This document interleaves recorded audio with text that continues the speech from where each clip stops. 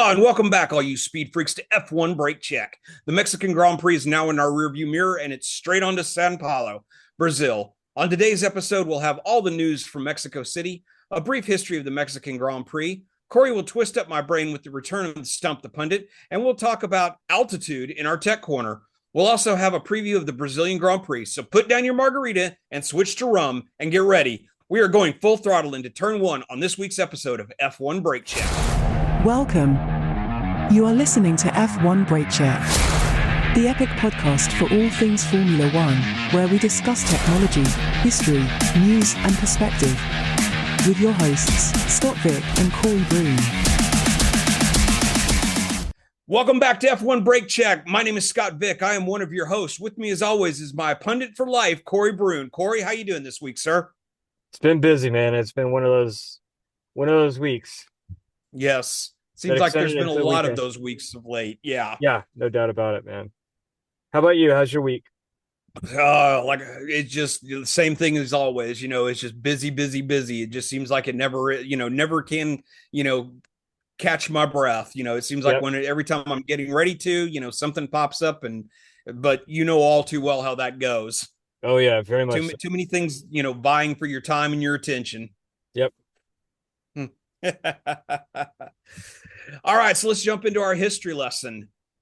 The Autódromo Hermanos Rodríguez stands out as one of the most unique circuits on the F1 calendar. Located in Mexico City at an altitude of over 2,200 meters or 7,350 feet or over a mile high above sea level, the track's location and unique layout makes for one of the most intriguing races on the calendar.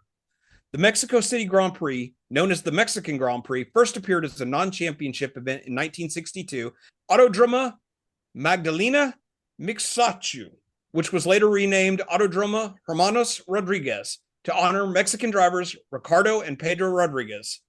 Sadly, this renaming took place after Ricardo Rodríguez's tragic death during practice for the 1962 race, casting a somber note over the event's early history. In 1963, the race joined the official Formula One calendar and became an instant hit with fans. Jim Clark won the inaugural Mexican Grand Prix, and his dominance set the tone for the race's early years. The Mexican Grand Prix soon established itself as an unpredictable and challenging race, known for its high altitude and unique conditions, which added an extra layer of difficulty for drivers. After the 1970 race, the Grand Prix was dropped from the F1 calendar due to safety concerns. The crowd management issues and the increasing speed of the cars led organizers to rethink the event's place on the schedule. Mexico's absence from Formula One would last until the mid-1980s, when the growing popularity of F1 in Latin America, boosted by Brazilian drivers like Ayrton Senna and Nelson Piquet, rekindled interest in hosting the event once more. In 1986, the Mexican Grand Prix made a triumphant return, held once again at the Autódromo Hermanos Rodríguez. The track received upgrades to improve safety, and the race quickly regained its popularity. The comeback event saw a thrilling battle, with Gerhard Berger securing his first ever F1 victory in his Benetton using a unique tire strategy that allowed him to stay out while others pitted. Throughout the 1980s and early 1990s, Mexico hosted a series of memorable races with wins from iconic drivers such as Alain Prost, Nigel Mansell, and Ayrton Senna. Mansell's daring pass on Senna around the outside of the infamous Throttle corner in 1990 remains one of F1's most legendary overtakes. Unfortunately, the track's condition deteriorated over the years, and after the 1992 race, the Mexican Grand Prix was removed from the calendar once again. After more than 2 decades, the Mexican Grand Prix returned in 2015, thanks to significant investments and a complete overhaul of the Autódromo Hermanos Rodríguez. Redesigned by Herman Teich, the new layout kept the essence of the original circuit while enhancing safety and incorporating modern infrastructure that appealed to drivers and fans alike. The highlight of the modern Mexican Grand Prix is undoubtedly the section through the Foro Sol Stadium complex, where the cars race through a former baseball stadium filled with thousands of very loud and very passionate fans. The Foro Sol has become one of the most iconic parts of any Formula One track, offering an eclectic atmosphere and a unique perspective for spectators. The stadium section is also part of the race's podium ceremony, marking a memorable scene as the winning driver and car are elevated to the podium and the drivers celebrate victories in front of thousands of cheering fans. Since its return, the Mexican Grand Prix has seen some remarkable performances, including 3 victories by Red Bull's Max Verstappen. His wins in 2017, 18, and 21 displayed his mastery of the circuit, particularly in the challenging high-altitude conditions that impact car performance due to lower air density. More on that later. Verstappen's dominance has made him a fan favorite in Mexico, and his duels with drivers like Lewis Hamilton have provided thrilling entertainment. Lewis Hamilton has also had a significant connection to the modern Mexican Grand Prix. In 2017 and 2018, races in Mexico saw him clinch 2 of his world championships. Although he didn't win those particular races, securing the title in front of enthusiastic Mexican fans added to the event's prestige. Hamilton's crowning moment in 2017, where he became a 4-time world champion, solidified Mexico's role in F1 history as a track where dreams are realized. In 2019, Ferrari's Charles Leclerc achieved pole position, showcasing the pace of his Ferrari SF90. However, Hamilton would take the victory that year. The modern Mexican Grand Prix has thus continued its tradition of delivering unexpected results and strategic drama. As mentioned earlier, the Autódromo Hermanos Rodríguez has a singularly unique layout that makes it a standout among modern F1 tracks. The long start-finish straight allows drivers to reach incredibly high speeds, sometimes exceeding 360 kilometers per hour or 224 miles per hour. This makes it one of the fastest tracks in terms of top speed, creating a unique challenge for teams to balance straight-line speed with enough grip through the much slower sections. The Mexican Grand Prix has solidified itself as a standout race on the Formula One calendar, celebrated not only for its competitive racing, but also for its unique environment and passionate fan base. Whether it's crowning world champions or celebrating local heroes, the Mexican Grand Prix remains a cherished part of Formula One history. And that's your history lesson about the Mexican Grand Prix. Your thoughts, Corey? Yeah, we talked a little bit about it last week, but Mexico is a great track. It's it's not as, at least in my opinion, I like Austin a bit more, but it's a great track, no doubt about it. It's fun to watch, very fast, and great slow corners too, very technical. Yes, yeah. That to me, that's one of the great things about the entire layout of the track is like I mentioned in the history lesson. It's got such a one of the longest front straightaways in all of Formula One. But then you go from the high speed into turn 1, and then from turn 1 all the way into, I think it's either 5 or 6. They're much slower, much more technical corners, especially through 5 and 6, where, I mean, if you don't nail that, it's basically one continuous radius turn for the drivers. But if you don't nail the entry on that, then you're off the line going through, if you're off the line going into 5, you can't recover through 6. And then you're so far off the racing line that you're either in the marbles or you have to overslow the car so much that, you lose so much time that it leaves, opportunities for other drivers, behind you to pounce. So, and then, like I mentioned during the history section as well, the part where, you've got the 4 corners that run through the stadium section, where I liken it to, a American football or a soccer, player, where you've got the crowds just right on top of you, and the noise and the electricity in that area as the cars come ripping through there, and then dives, between right between one section of the grandstands on each side to go into, the penultimate corner. I've never been there, but I can, just watching it on TV, you can tell what an electric atmosphere it is. Yeah, no doubt about it. Yeah, it's one of those tracks that would be fun to go. Yeah, to watch. Absolutely. Yeah. Yep. Absolutely. And then, and it's, and, all of the drivers and everybody talks about, the fact that, the elevation of Mexico City. It was funny that during the pre-race show, on Sky Sports, they were talking about the elevation, above sea level of all of the various tracks, with Spa being up until recently, with the Mexican Grand Prix, it was like one of the highest ones, above sea level. Right. And then you get to Mexico, and it was like they were showing the graph, and it's like, it was like, Monza, and then, Spa, and then it was like Mexico.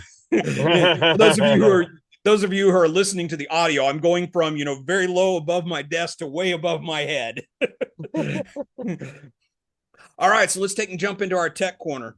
So last week I mentioned that, that the circuit at Mexico had a lot of characteristics that it shared with the circuit of the Americas in Austin, Texas.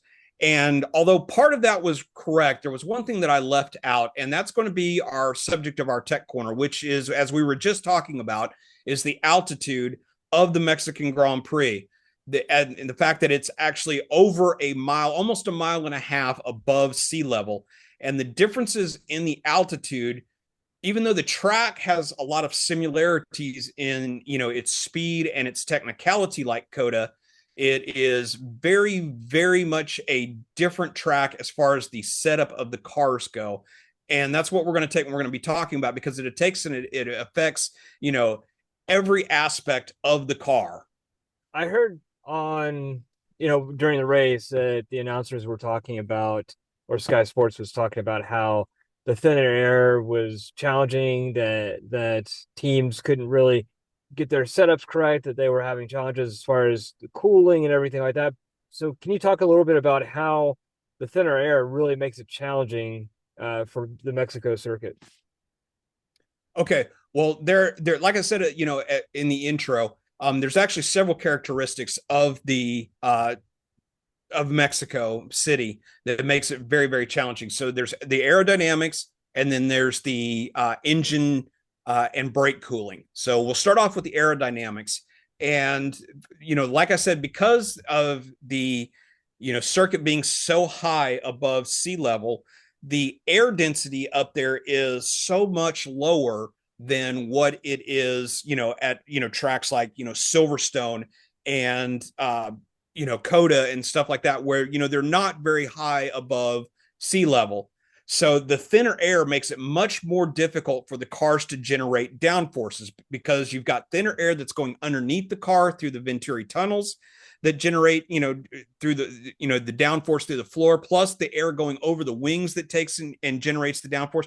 Because of that air density being so much thinner, the aerodynamic elements can't produce as much downforce. And part of that, the problem with that is that the air density, they can replicate it in the wind tunnels, but it's not like a one-to-one relationship where they can take and they can say, okay, where they can take and they can play with the air density and everything as much, they can kind of simulate it, but it's not really, a one-for-one calculation. Now, with the CFD, which we've talked about before, they can get a little closer, but it's still not perfect and everything. And so that's part of the problem that they have, is that they can basically strap on the wings that they use in Monaco, which, as we all know, Monaco is because it's such a tight, slow, circuit, they require so much extra downforce for Monaco. They can take and put the aerodynamics from Monaco on the cars, but it still gives them about the same aerodynamic downforce as the low downforce settings that they use for Monza, because of the differences in air density. So how does that affect the cooling? Because I heard Sky Sports also talk about it. It really greatly affected the cooling of the brakes and the engine. So, or the power unit, I should say. Yep. How does that work? Well, it's almost exactly the same thing, because the teams, in order to try to minimize the weight on the cars, of course, they take and they run as smaller radiators as they can possibly get away with, which on the races that are at lower altitudes and everything, where the air is so much more dense, the air going through the radiators can be much more efficient in the cooling. But because of the thinner air at altitude, it makes it much harder for those radiators to be able to take and keep up. So what the teams have to do is they have to actually cut additional, vents and louvers and everything into like the engine cowling on the cars and things like that. And along the side pods, they have to open up because one of the things that they take and they try to do at most of the races is they try to have as small of an opening for the radiators as they possibly can get away with, because they although they need to keep the engine cool, the engine still has to maintain a certain amount of heat in order to properly function. But the problem is that when you've got that small of an opening with such low air density, and the air radiator is not able to get enough air through it in order to properly cool the engine, so they have to open up the intakes for in front of the radiators for in order to keep the engines cool. And then also, because of the way that the turbos and the heat recovery, parts of the power unit are situated on the engine, is they have to put extra cooling elements around those pieces in order to keep them from overheating in the higher altitude with the lower air density. And same thing with the brake ducts. So we've talked about what they call the cake topper, which is the carbon fiber surround that they take and they put around the brake discs. So normally they do use they use that in order that has baffles and everything on the inside of it that takes and helps manage the cooling of the brake discs, because the carbon ceramic brake discs that Formula One uses, they require that they have to operate they operate most effective when they're within a certain temperature range. And with the lower density, the air coming into the brake discs, it causes them to overheat. And then when they start to overheat, you start to get what they refer to as brake fade, which means that the brake pads or liners, when they're touching the rotor, they're not able to grab, and I'm using the air quotes here, they're not able to take and grab as effectively when the brake rotor is too hot and stuff. And so they have to use what are essentially the largest brake duct openings that they'll use any place else during the year. So how do the teams really compensate for, it sounds like just a horrendous place to race. So what do the teams do to compensate for it? Well, like I said, earlier, a lot of what it will come down to is they have to take and they have to make they have to, increase the openings for things like the radiators and the brake ducts and things like that. They have to cut additional louvers and vents and air intakes around the bodywork of the car in order to take and get more air, because even with the thinner air, so with the air being so much thinner, they have to get more air into it. And so it requires additional places because normally they tape up, every seam on the car and things like that in order to make the car as aerodynamically efficient. And they try to have as few openings in the bodywork as possible in order to maximize the aerodynamic efficiency. But because Mexico and the thinner air creates such a challenge for the teams, that they have to, open up as many places as possible in order to get the cooling effect that they need. But at the same time, they have to balance that with how much downforce and aerodynamic efficiency because the more openings you make in the bodywork, the more drag you make. And so that takes and because Mexico has an even bigger challenge in the fact that it has such a long, fast start finish straightaway, that you want to lose as little time on that section of the racetrack as possible. So therefore you have to have as little drag on the car as possible. But like I said, with every, increased opening size for the radiators and the brake ducts, and for every louver that you put on it, and for every cutout you put in the side pod to get more air in there for cooling,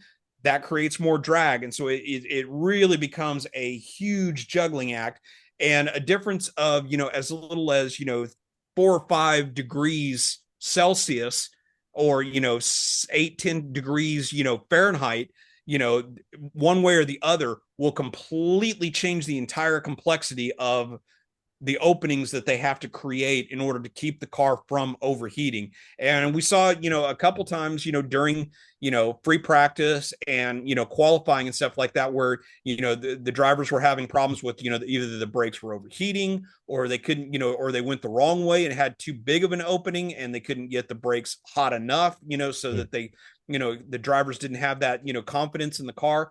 and we saw, up and down the grid, we saw, problems with, the battery management because the batteries were getting too warm. So it's a unique challenge that only presents itself at the Mexican Grand Prix. All right, so that's your tech corner for this week. So tell us what you think. What are your thoughts on the aerodynamic efficiency and the challenges the teams face for the Mexican Grand Prix? Let us know down in the comments and everything. We'd love to hear from you. All right, so we are on to what is undoubtedly my favorite part of the week. So, as for any longtime listener knows that I have been a fan of Formula One since 1984. But Corey is a somewhat newer fan to the sport, having only come to the sport within the last, 8 or 10 years. So this is the section that we refer to as Stump the Pundit, where Corey will take and try to twist my brain up with a series of trivia questions about Formula One. So Corey, take it away. What do you got for me this week? So this week I thought, since McLaren's doing so well, I'd test your knowledge on McLaren. Now, these questions hopefully will actually stump you a little bit more than I have been in the past. So let's see here. So the first one. In 2021, McLaren switched to Mercedes power units. Who made their previous engines? That would be Honda. Renault.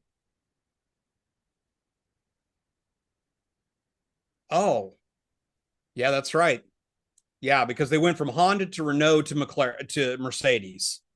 And what do you know what any of the challenges that team faced when they moved from Renault over to Mercedes?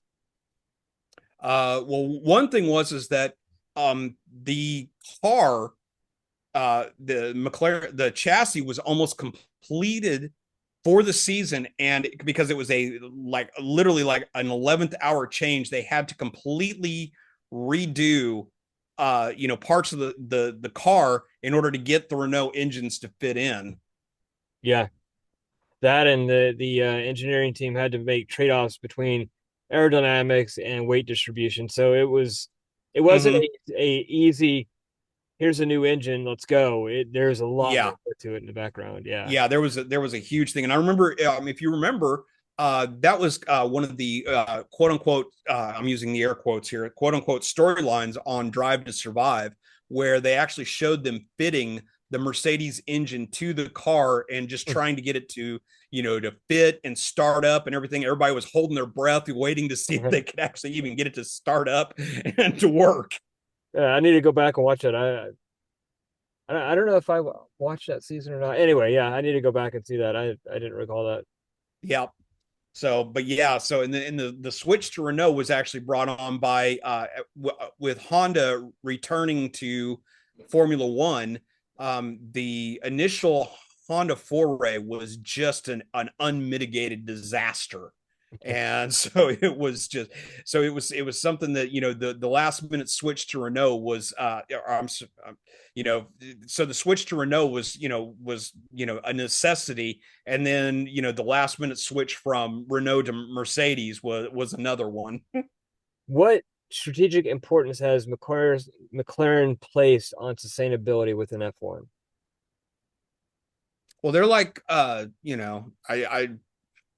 they're really, a lot like a lot of the teams, in the fact that, that they've made it, very much a priority, in the fact that they've really, jumped in, and taken, the use of the hybrid power units very seriously. They've also, I don't remember the exact things that they've done, but I know that they've done a ton of work at the McLaren Technology Center in, in Walking, to take and try to, make, things much more sustainable. So I know that I know one of the things that they did is they installed literally thousands of solar panels on the top of the technology center to take and try to reduce, their power usage and things like that. And I know that they've done a lot of things at the factory where they build the road cars to take and try to, use, fewer toxic chemicals and things like that. So I know that they've done, a lot of things, both, on the Formula One side as well as the road car side, for, trying to, reduce emissions and things like that. Yeah, the MTC has done quite a bit of impact as well. So they've done things like minimize or actually somewhat eliminate single-use plastics, reducing waste as much as possible, reusing and things like that as well. So, Mm-hmm. last question. How has McLaren's driver development program evolved? And, obviously looking at somebody like Lando Norris, what impact do you think that that's had on their choices of late? I think that it's actually McLaren was actually one of one of the teams that didn't really embrace a junior driver program until they had a couple of drivers that they took and they helped come up through the ranks. Most notably, one of them was Lewis Hamilton. But as far as like the driver academies and things like that, like Ferrari and Red Bull, they really embraced that in, helping drivers in the lower tiers. That, McLaren was kind of a little more late to the party, if you will. But since really jumping into it, they have done just like everything that McLaren does. McLaren doesn't do anything halfway. They don't ever do anything, you know, that when they jump into something, they jump into it with both feet.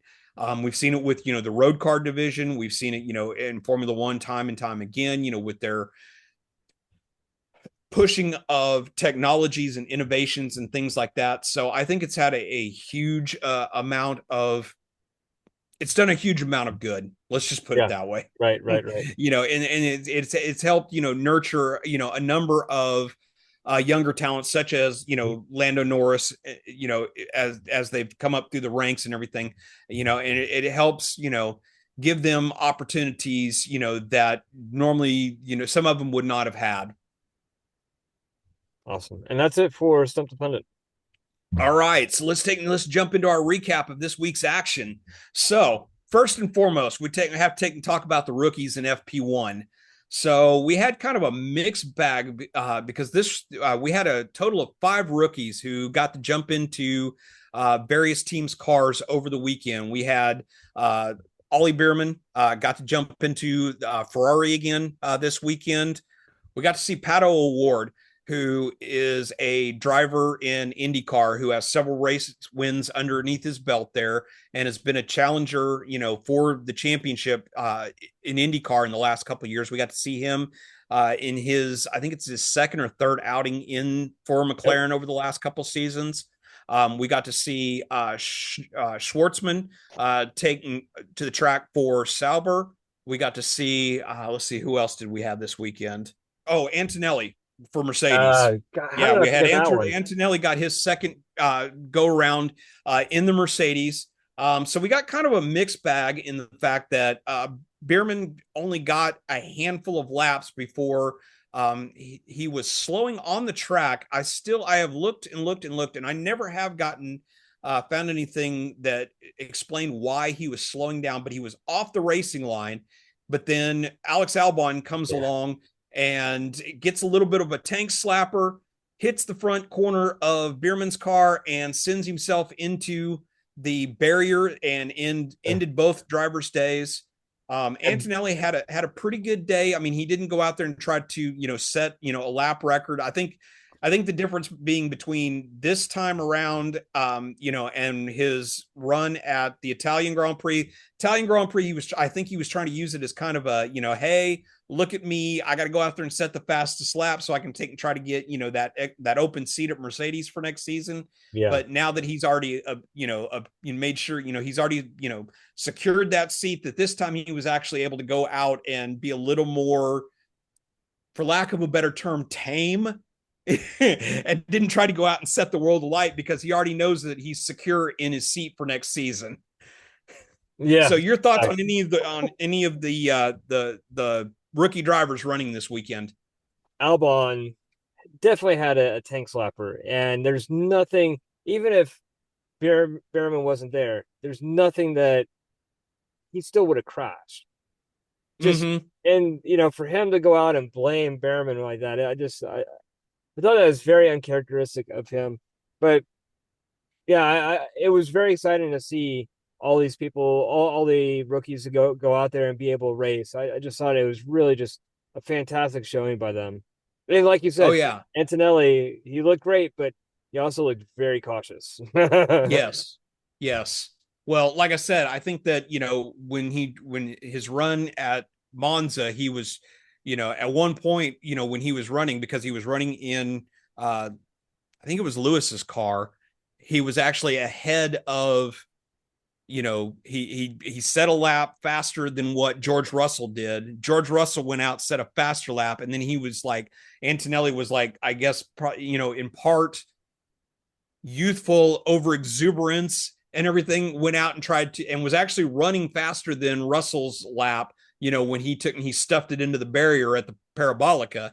Yep. So I think, like I said, this time I think they told him, you need to, cool your heels a little bit, go Yeah. out there, run the program, do what you need to do, to just help us gather the data that we need, and don't try to go out there and just wring the neck out of the car. You've got Yeah. all of next season to do that. Exactly. Exactly.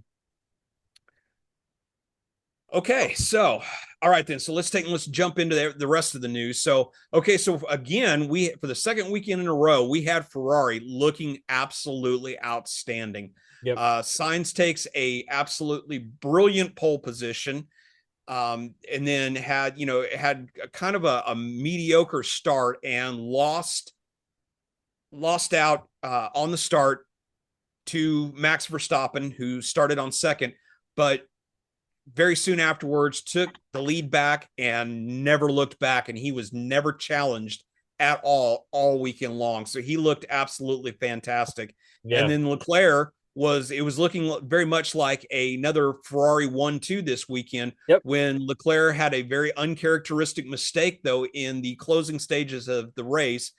And there's only probably, he takes and has a momentary off coming out of the last corner onto the start finish straightaway, and has a moment where he takes and he goes off track, which allows Lando to get by him. Even though, I mean, Lando was charging, no doubt about it, and we'll get to McLaren here in just a minute.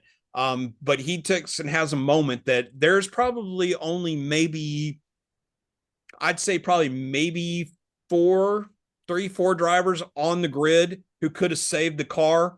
And it was just absolutely phenomenal. Oh The yeah, no car doubt control about it. that Leclerc showed. Yeah. Yep. So Anybody your else? thoughts? Oh yeah.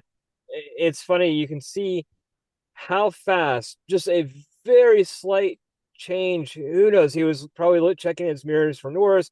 Who knows what it was? But a very small amount of attention given somewhere else at the wrong time, you're in the wall. And just like you said, if it was somebody else that had a little bit less driving ability than what Leclerc has, their day would have been over. But it Oh, was absolutely. phenomenal to see. Yeah, definitely. Yeah, no. And actually, I don't even think it was anything, a lapse in attention or anything for Leclerc at all. I Yeah. think it was just a matter of, because the Mexican because the circuit is used so infrequently throughout the year, it's notorious for dust and Oh, stuff, especially off of the racing line. And I have a sneaking suspicion, because it is such a fast corner, coming onto the start finish straightaway. I have a sneaking suspicion that somebody kicked some dust up in an earlier lap, and that's what Leclerc caught. On his, got a little bit of dust on his yeah. back tires, which Right. took and sent him just a little bit wide. Yep. And but he, in an amazing display of car control, No, was able no to doubt save about it. But yeah, so I mean, Ferrari took and had another huge weekend, another huge point haul. They have now leapfrogged over Red Bull into second place in the Constructors' Championship, and they're only 29 points behind McLaren now at this point. Yeah. So it's just Ferrari and McLaren just really taken it to Red Bull, and the cracks, as we've talked about several times in the last few weeks, the cracks at Red Bull are getting worse. And we'll Yeah. talk about, their woes in just a little bit. So jumping onto McLaren, so now we've got McLaren had another really great weekend. They looked great. They had it 1-2 in FP3. Lando finished qualifies third and ends up finishing second on for the day. So to round out the podium, Piastri, although he had a terrible issue in qualifying and ended up only finishing qualifying 17th, he ends up finishing 8th. And his although he lost one record, which he had still had maintained 2 records in the fact that he had managed to get to Q3 in every previous race this season, race and sprint qualifying. He had managed to make it to Q3. So that record died this weekend, but his other record still remains perfectly intact in the fact that he is the only driver to have completed every single lap in both the sprint and regular races in the 2024 season. So amazing. Just a lot to unpack there. So you go. Piastri is just where he started from all the way back of the grid and be able to charge up and be able to make the points that he did. It's amazing to me. Again, just looking at he hasn't even been in the sport for 2 years, and he's passing up people that have been in there decades. Yes. So and then you have Lando, who I thought really raced a stellar race this time. He did. Even when he got him and Max had that little tussle, or those 2 tussles, and he never, unlike other drivers and good drivers too, he shows a good amount of poise and patience, where some other drivers, he never got to the point where, even when he was getting closer to Leclerc, towards the end of the race, he never got to the point where he was offline.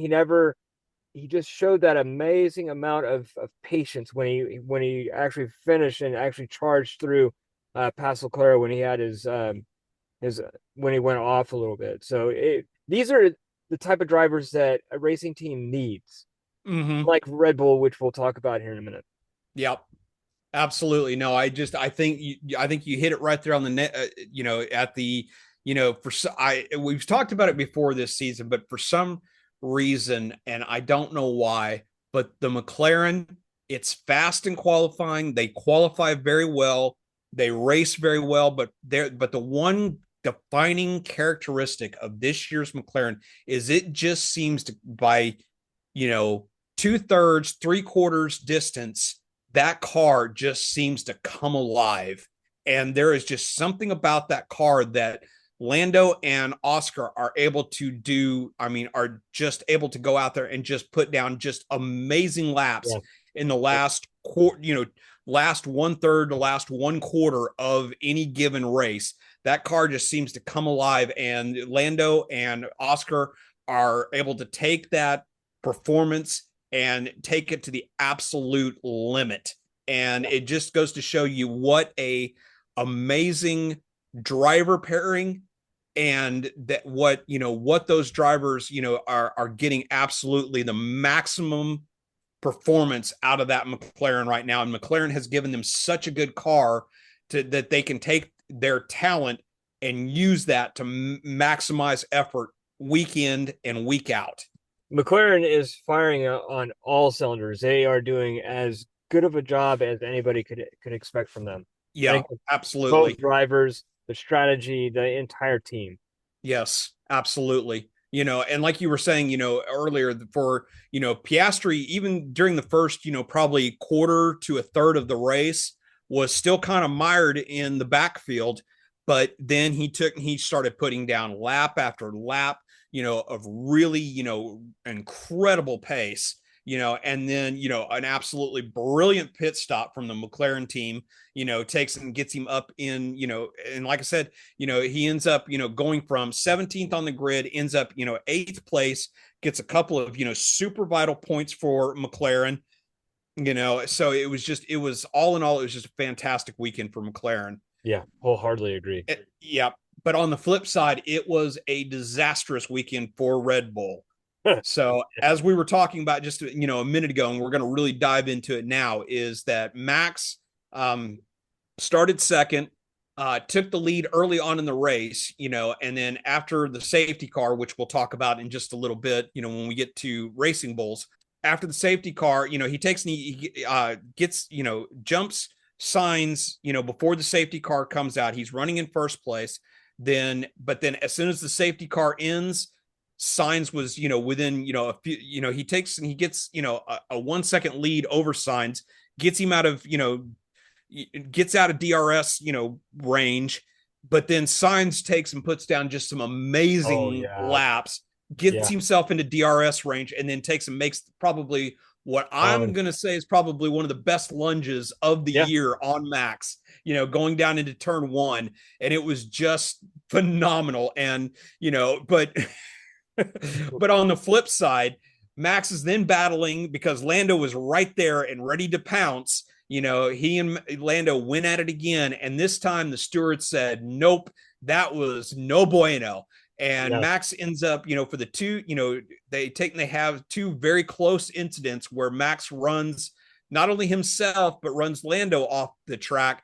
The first time, Lando, loses out of place to Max. And then later on, he gets ahead of Max and refuses to give the position back. And the stewards agreed that he didn't need to give that position back. And not only that, they gave Max two separate 10-second penalties. So a total of 20 seconds of penalty time added to Max that he had to take, where he had to sit in it for, those 20 seconds in the pit before the before the team could take and start work, do his tire change and everything during his pit stop, which just, dropped him back in the order and everything. So it was just, I think that, but unlike last week where, you could definitely see where the stewards were coming from in giving Lando his, but you may not necessarily, I know I didn't agree with it.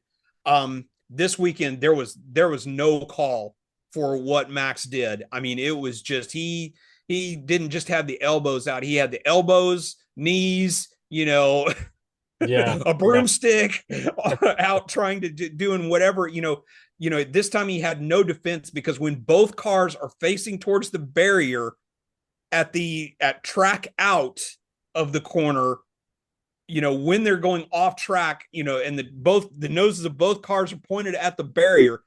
First of all, for both drivers to be able to take and have, the ability to straighten the cars out and rejoin the track without having an accident was amazing. But again, with both cars pointed at the barrier, Max had no defense this time around.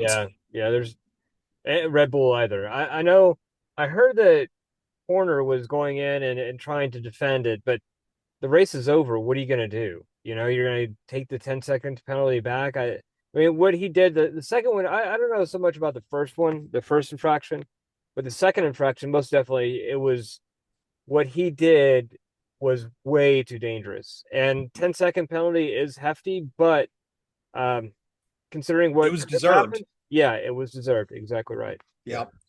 But Max didn't really have a great weekend to begin with. He had power unit issues in FP1. He had brake issues in FP2.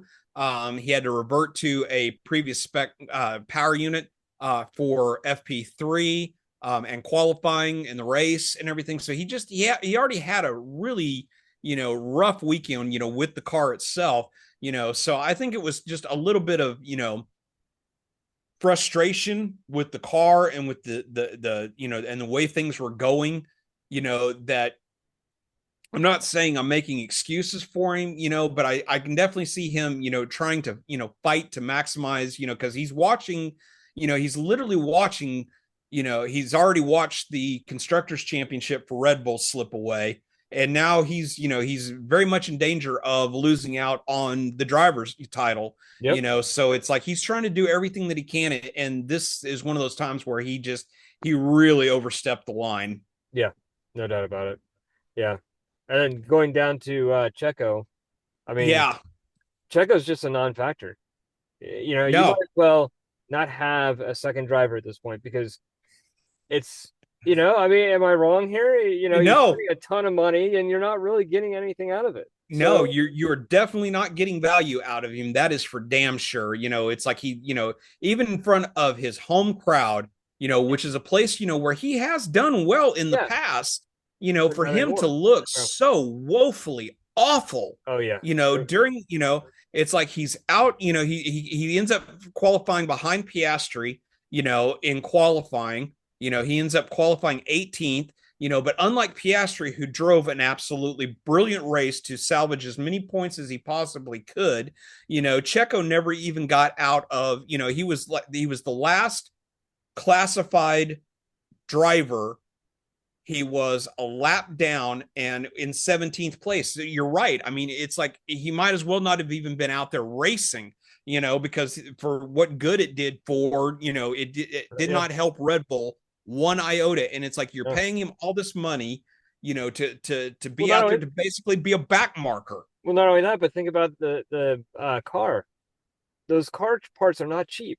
All No, the mechanics to keep the car tuned, not cheap. So again, why did you sign this guy? I mean, we knew early on that a 2 year. I'm still shocked that they signed him to 2 years.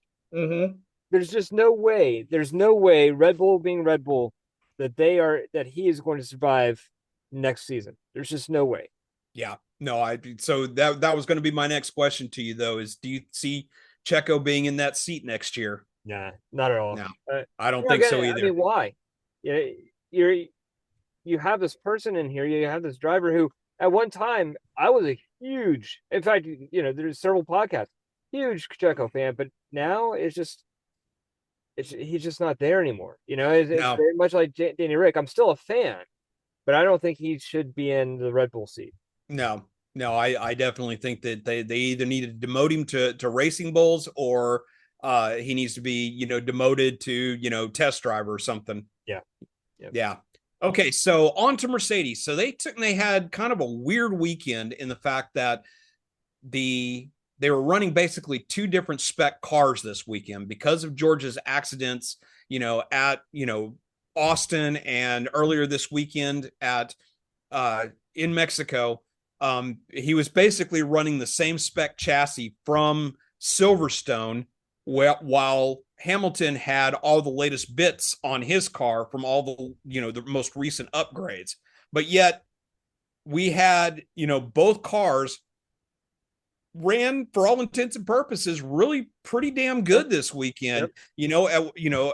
Russell topped the time charts in FP2, or I'm sorry, in FP1, had an early out in FP2, but we won't talk about that. And then he and Hamilton had, they Oh, put on an absolute masterclass yes, of they did. how to race hard, but race Clean. clean Yep. in the race, and end up coming home a very well-deserved fourth and fifth place.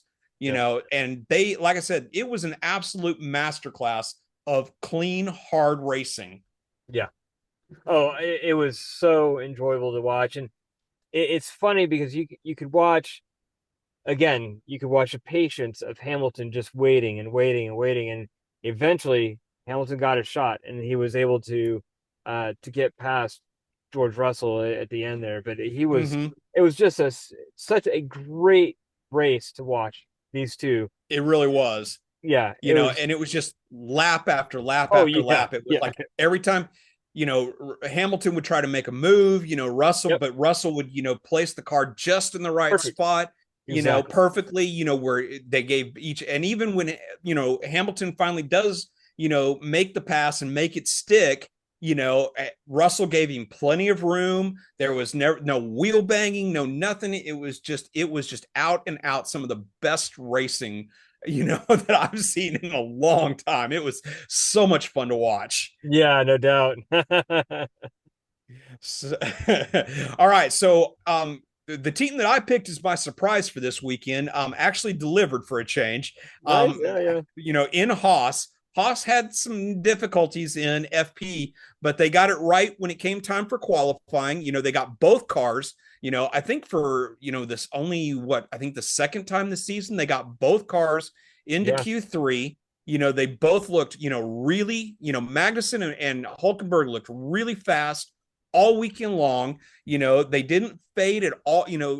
at much. The only thing that happened is that late in the race, Piastri, as we talked about, was on a tear, and he was actually able to split the Haas duo, but they end up coming home in seventh and ninth, brought in a really nice, points haul and everything for Haas this weekend, Yep. who have now jumped in the constructors standings as well. They've jumped, over Racing Bulls, and they've got their eyes firmly set on, they've said themselves that they have their eyes firmly set on Aston Martin. And, even though they're 40 points back at the moment, they're going to make a go of it. And, kudos on them for, how much this team has turned around this season. It's nothing short of amazing, actually. Yeah. Yeah, exactly. It's, again, just look at the team principle, Yes. it's Yeah. a person that actually understands being a team principal and actually does that versus somebody that wants to be a personality. And Yes. he has taken this, I mean, and not for a very long stretch of time either. He has taken this team and just wrung as much as he can out of it. Oh, yeah. And basically, in 10 months, he has taken and completely changed the culture of the team. And it shows with their on track performance. Yep, exactly. So Aston Martin. So we have to talk about Fernando Alonso, his 400th Grand Prix. Now he ends up not finishing. He ends up having to drop out after 15 laps. So not really the kind of weekend that he would like to have had. But it's still quite the milestone to be able to achieve 400 Grand Prix.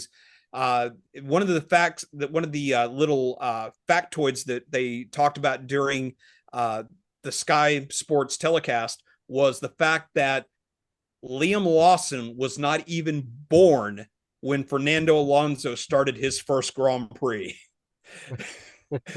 But the thing that I think is so amazing is the fact that, it's one thing to have a long career, especially in, it's very rare to have a career with the kind of longevity that Alonso has had. Yeah, exactly. But to be able to not just be able to stay in the sport, but to be able to still compete at such a high level, that because we all know that when the car is there, Alonso can take and just wring the neck of the car and do amazing things with it still to this day, as a 40-year-old, and he's just a wonderkin as far as I'm concerned. No, yeah. He's amazing. It really is. Yeah. I can't wait for next year or the year after and actually see some designs come through that will be able to see him back up in the front of the grid again. Yep. I'm just hoping that he can hang on that long, because my biggest fear with Alonso is I'm just afraid that he's going to eventually hit that same wall, that age, takes out of everyone, that eventually he's going to hit that point and he's going to, kind of lose his edge a little bit. And I'm just hoping that, the car will come to him in order for us to get a few more, really great performances out of it before Alonso finally hangs it up for the day. Yeah. Right, exactly. Yep. All right, so let's take and talk about the disaster for Racing Bulls this weekend, though. So Yuki had an absolutely another horrible weekend. He, gets, FP, free practice, not, great running for him most of the weekend. Then he takes and he's out early in Q1, and then he's out on lap 1 of the race because of the, Gasly, Albon, and Yuki are going 3 wide down the front straightaway going into the first turn. So his, and Yuki's race is over before they even get through the first turn, because Gasly squeezed Albon. Albon had no place to go. Yuki and Albon make contact and sends Yuki off into the gravel trap. Yeah. We're actually onto the escape road. I'm sorry. And just really horrible weekend for Yuki and for the guy who's really gunning for that second seat, at Red Bull, for next season when they do finally decide to take and cut ties with, cut Checo, or make, like I said, more than likely to make the driver swap. So this just his weekend, his future took a real hit this weekend. Yeah.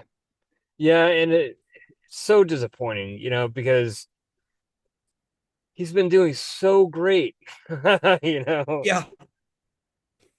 But Yeah, that's absolutely. racing, that's F1. Yeah, it really is. It's just, that's, I mean, it's as much as I hate to say it, it's almost a little bit on Yuki though, at the same time, because he got it so wrong in Q1, one, and ends up making a, an early exit. He didn't qualify well, and so he winds up, way back in the pack. And even though he was able to make up, ground on the start, it was wrong place at the wrong time, Yeah. and off you went. Right. And with Yuki's off, we have the return of the safety car. Yeah. This, we had gone, 7 races without a safety car, which, in Formula One terms is absolutely unheard of. And we even talked about it Yeah. a few weeks ago about how, the safety car had become, kind of an endangered species. But we finally got to see Mr. Mr. Maylander return to the track. So, Yeah. so, and then, the Liam Lawson didn't have a really great weekend either, though. And had some tangles with Checo during the race. So actually, ended up having to apologize for his inappropriate, and I'm using the word inappropriate in quotation marks, hand gesture at Checo. But it's racing drivers being racing drivers and everything, but he still ended up finishing ahead of Checo and everything. So not a great race for him, but I definitely think that we'll see better things from Mr. Lawson in the future. Yeah. Yeah. That was just a weird deal with him and Checo. Mm-hmm. It's just weird. Yeah, That's it really was. yeah. It was a weird weekend for Racing Bulls from start to finish anyway. Yeah. Yeah. So yeah, so real quick, let's take and talk about Alpine. We didn't think that they would have a great weekend, but Gasly kind of surprised me, Yeah. In the fact that he was able to get into Q3, but he ends up fading during the race, and then Ocon just had another, kind of like Racing Bulls, had just a horrible weekend, and the fact that he was out in Q1, qualifies 19th on the grid, but then ends up having to change out some power unit elements, which took and relegated him to having to start from the pit lane. And then, just not, a great, weekend, race for him either. He ends up only finishing 13th and a lap down. So just, having had to start it from the pit lane, I guess he made do with what he had, but it still wasn't much on offer for him.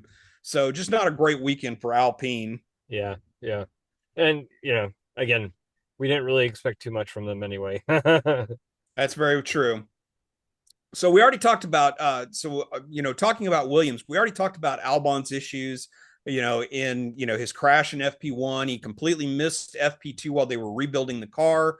He did end up getting into Q2, but gets squeezed by Gasly and Yuki, during the race, and he's able to limp around, but ends up having to, pull the car into the pit at the end of the first lap, and so he didn't even get classified for a single lap before retiring the car.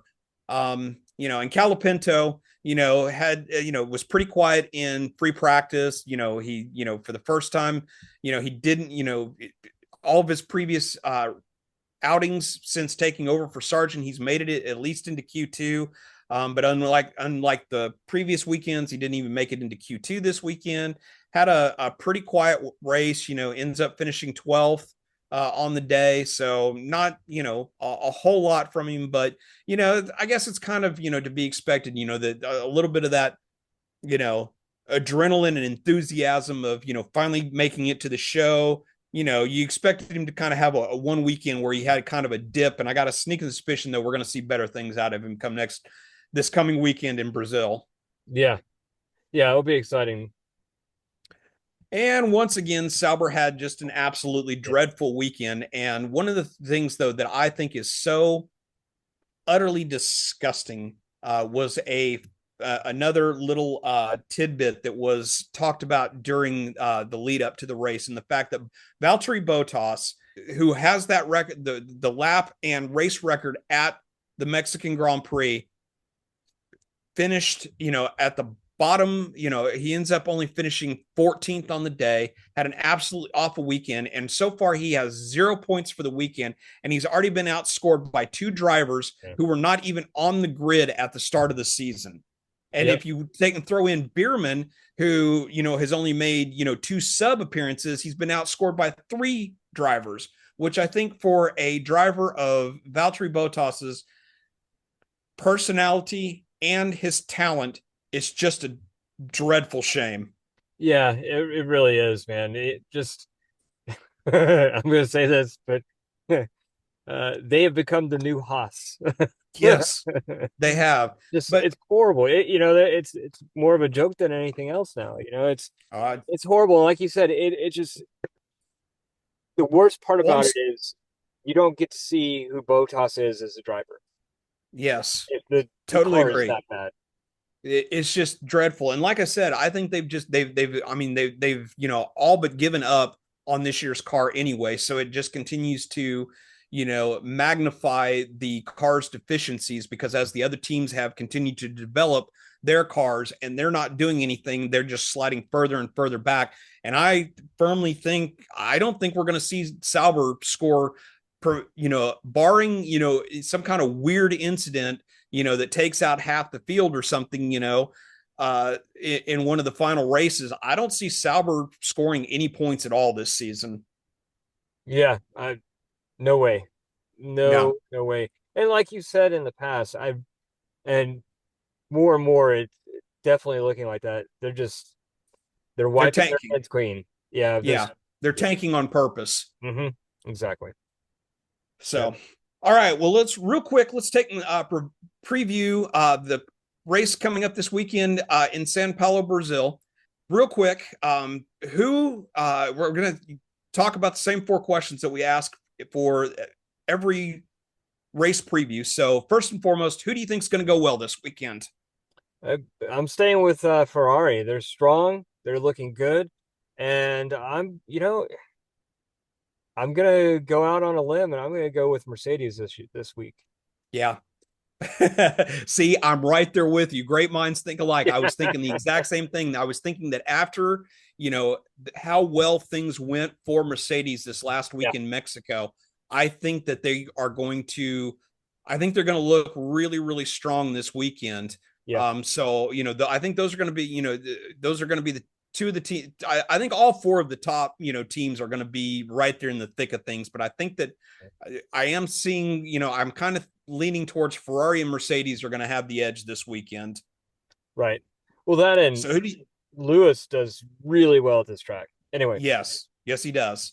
So who do you think is not going to go so well this weekend? Who do you think is going to have kind of going to slide back a little this weekend? I think Aston, they're just going down that backward slide. I think, outsider looking in, they're probably waiting for Newey as well. So they're probably taking the Sauber route right now and just kind of laying low. So I see them not doing well. But yeah, I think that's about it. I think everybody else, the back markers are going to be in the back. I think we're going to see kind of a, from, the top, I'm going to lump Haas in as the quote unquote top five. I see the back five being pretty much, status quo, behind those top five, teams that we've already talked about. But I think that Aston Martin, they'll be the top of the back half. Yeah. Yep. Exactly. So who's going to be your surprise this weekend? I'm going to stay with Haas, man. I think that solid. They're looking good. They've looked good 2 races in a row, and I think that they'll continue that. But at this point, can we really call that a surprise anymore? That's true. I didn't think about that. There you go. Yeah. So, but I do agree with you though that I am going to say that because Haas has been doing so spectacularly well of late, especially in the last couple races leading up to the fall break, and then now for these last 2 races after the fall break, they have looked, just fantastic. That I think that they're going to be, I put them right there at the back, the tail end of the top 5. Yeah. Yep. I definitely think that having their sights set, that if they continue to perform like they have, I do think that they have a really good chance of surpassing Aston Martin and finishing 5th on the year. Yeah, that would be fantastic for them. I'd be really happy for them if that happens. Yep. All right. So last question: who's going to be your podium this weekend? I'm going with Sainz again. I'll go with Sainz, Hamilton, and Norris. Okay. All right then. So I'm going to go as I don't know. I've gone back and forth on this all day long as I've been thinking about this before we recorded the podcast tonight. I've flip-flopped back and forth between Sainz and Leclerc, but I'm like you that I think that, Sainz is going to be he's going to really want to take and go out on a very, very high note when he leaves Ferrari. And so I'm going to go same thing, though. I'm going to go Sainz is going to be on the top step of the podium, but I'm going to say Leclerc is going to come second, and I'm going to put Lando in third. Nice. Okay. Very cool. Yeah. So, and just, as a recap of last week, you had said it was going to be Sainz, Max, and Lando. So you had 2 out of the 3 right. Yeah. I had Sainz, Lando, and Max. So we were both 2 for 3 last week. So let's see how we do this week. Right on. All right, then. So the sun is set over the mountains of Mexico City. The teams have packed up, and we're on to Sao Paulo. Join us next week when we'll have more technology goodness from our Tech Corner, more pundit stumping trivia from Corey, and a full breakdown of the action from Brazil. So until next time, he's Corey, I'm Scott. We're the pundits of F1 Brake Check. Let's go! Thank you for listening to F1 Brake Check. If you have enjoyed what you heard, don't miss a single episode by hitting that subscribe button in your favorite podcatcher, or you can watch the video version on YouTube. Help us grow by sharing us with your friends and fellow F1 fans. You can contact us on Facebook, Instagram, Threads, TikTok and X at F1 Brake Check. Our website is f1brakecheck.com, where you will find links to all our content. We value your passion and your feedback, so please take a moment to review our podcast. Your reviews help us grow and improve, and it means the world to us. Share your thoughts, rate us, and let us know how we can make the show experience even better. F1 Brake Check is a production of Brake Check Media. For your hosts Scott Vick and Corey Broom, until next time, keep yourself inside track limits, and try not to pitch it in the kitty litter.